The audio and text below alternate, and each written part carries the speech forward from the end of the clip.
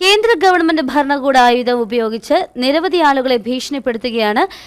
രാജ്യത്തെ ഭരണഘടന തന്നെ അട്ടിമറിക്കപ്പെടുന്ന സാഹചര്യത്തിലൂടെ കടന്നു പോവുകയാണ് എന്ന് കേരള മഹിളാ സംഘം സംസ്ഥാന സെക്രട്ടറി ES ബിജിമോൾ. LDFന്റെ നേതൃത്വത്തിൽ ഏലപ്പാറയിൽ സംഘടിപ്പിച്ച വനിതാ പാർലമെന്റ് യോഗം ഉദ്ഘാടനം ചെയ്ത് സംസാരിക്കുകയായിരുന്നു അവർ. ഇന്നലെ ഇടി പോയി കാത്തുനിന്ന് കേജ്രിവാളിനെ പിടിച്ച് ജയിലിൽ ഇട്ടു. ഇന്ത്യ മുന്നണിയുടെ ഭാഗമായി എന്ന ഒറ്റ കാരണം കൊണ്ട് നിരവധി ആളുകളെ ഭരണകൂട ആയുധങ്ങൾ ഉപയോഗിച്ച് ഭീഷണിപ്പെടുത്തുക. നിരവധി ആളുകൾ ഇപ്പൊ ഞങ്ങൾ തങ്കമണിയിലെ യോഗത്തിന് ശേഷം വനിതാ പാർലമെന്റിന് ശേഷം അഡ്വക്കേറ്റ് ജോയ്സ് ജോർജിന്റെ തെരഞ്ഞെടുപ്പ് പ്രചരണാർത്ഥമാണ് ഇടത് വനിതാ സംഘടനകൾ ഏലപ്പാറയിൽ വനിതാ പാർലമെന്റ് സംഘടിപ്പിച്ചത്. കേരള മഹിളാ സംഘം സംസ്ഥാന സെക്രട്ടറി ES ബിജിമോൾ ഉദ്ഘാടനം ചെയ്തു. കുസുമ സതീഷ് അധ്യക്ഷയായിരുന്നു. പീരുമേട് അസംബ്ലി മണ്ഡലത്തിന്റെ വിവിധ പഞ്ചായത്തുകളിൽ നിന്നായി നൂറുകണക്കിന് സ്ത്രീകൾ പാർലമെന്റിൽ പങ്കെടുത്തു. അഖിലേന്ത്യാ ജനാധിപത്യ മഹിളാ അസോസിയേഷൻ കേന്ദ്ര കമ്മിറ്റി അംഗം സൂസൻ കോടി മുഖ്യപ്രഭാഷണം നടത്തി.